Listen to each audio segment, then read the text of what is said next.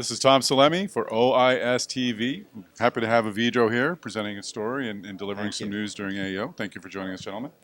I'm here with Reza Zadno, who's the relatively new Chief Executive Officer of Avedro, and I'd like to hit upon that in a second, and Rajpal, the Chief Medical Officer. So thank you both for joining us.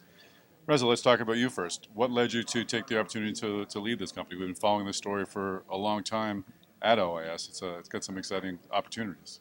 So I was at Interwest when we led the last round of financing of Avedro and did due diligence. And at that time at Interwest, we thought this was a very good opportunity and we thought the company was going to get FDA approval. So we invested in the company.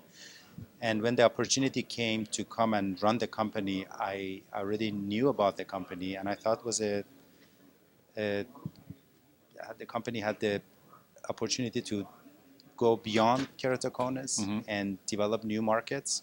So all those together, knowing the company and the market, were the reasons I joined the company. No, that's great. And it's got the exciting PIXL technology. I know we talked about that at ESCRS. And at that as well, you folks released, I think, the news about 2 studies related to PIXL. Raj, can you give us an update on those studies? Sure. So PIXL is photorefractive intrastromal cross-linking, as you know.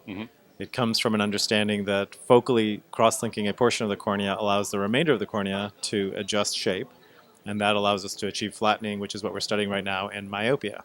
So this is using a device and a formulation of riboflavin that's not available in the U.S., not in clinical trials in the U.S., and the 2 studies that you're referring to, one was an epi-off study, where we removed the epithelium, soaked the riboflavin, and then applied the UV light, and we found a treatment effect of about 1.3 diopters. And the second study was the epi-on study, where we expected less effect, but we're able to achieve about 0.75 diopters. So it's promising because we are performing a very non-invasive or minimally invasive procedure to correct a low level of myopia. That's terrific news. And where do we go next with PIXL after the release of those studies? So we have ongoing clinical trials that are evaluating various parameters that we think will allow us to increase efficacy, as well as refine the algorithms to be able to achieve the treatment effect that we want. Terrific. And now we're also in the middle of the beginning rather, of a commercial launch of PIXL and corneal cross-linking. Yep. Can you give us an update on that? So we started shipping a few weeks ago and we are very excited about it. Our goal is by the end of the year to have 200 systems in place.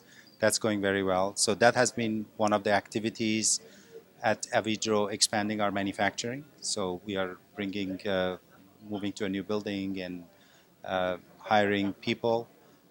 So that's going very well, and as well as continuing shipping product outside the United States. Great. And what does 2017 look like for you folks? Is it pushing these 2 programs forward and focusing exclusively on that, or do you have some other newer programs that you're working on as well?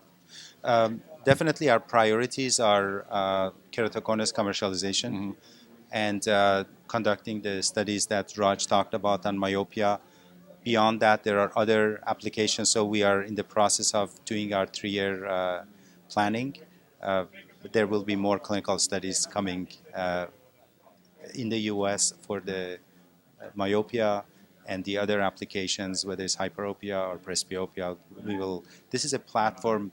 I mean, our vision is to be the global leader in corneal remodeling, and there are many applications, but we have to stay focused and deliver those one by one. Terrific. Well, we look forward to following the story at our next OIS. Yeah. Thanks for joining us. Thank you. Thank you very much.